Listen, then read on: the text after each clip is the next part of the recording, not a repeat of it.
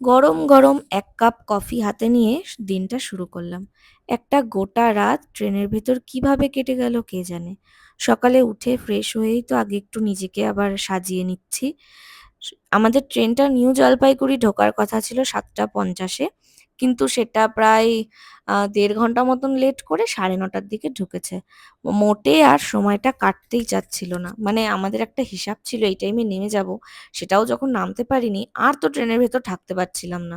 আর আমি তো ভাবছিলাম রাতে না আমার আবার ভমিট হয়। কারণ আমার মোশন সিকনেস আছে প্রচন্ড। কিন্তু সেরকম কিছুই হয়নি। ফাইনালি আমরা নিউ জলপাইগুড়ি কিন্তু নেমে গেছি। নেমে গিয়ে তারপরে তো ড্রাইভার দাদাকে ফোন করলাম। কোন দিকে বেরোবো, কোন দিকে সে দাঁড়িয়ে আছে। আর আমাদের এটা ১ম বার তাই জন্য আরো একটু মানে বেশি প্রবলেমটা হয়ে যাচ্ছিল। বারবার ফোন করতে হচ্ছিল।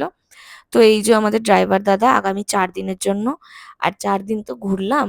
এত ভালো, এত ভালো বিহেভিয়ার দাদার বলার বাইরে। বাংলায় কোনো কথা তো উনি বোঝে না সেটা আলাদা ব্যাপার।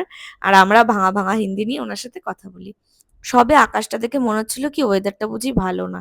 আর কালি জুবান সঙ্গে, সঙ্গে বৃষ্টি শুরু হয়ে গেল। আমরা যে কদিন ছিলাম প্রত্যেক দিন না বৃষ্টি হয়েছে। বৃষ্টিটা হওয়ার পরে এত সুন্দর একটা ভিউ দেখেও আমার মেজাজটা এত খারাপ হয়ে গেছিল জাস্ট বলার বাইরে। যে এই ঘুরতে এসছি এত সুন্দর জায়গা ঠান্ডা হবে হোক, বৃষ্টির কি দরকার?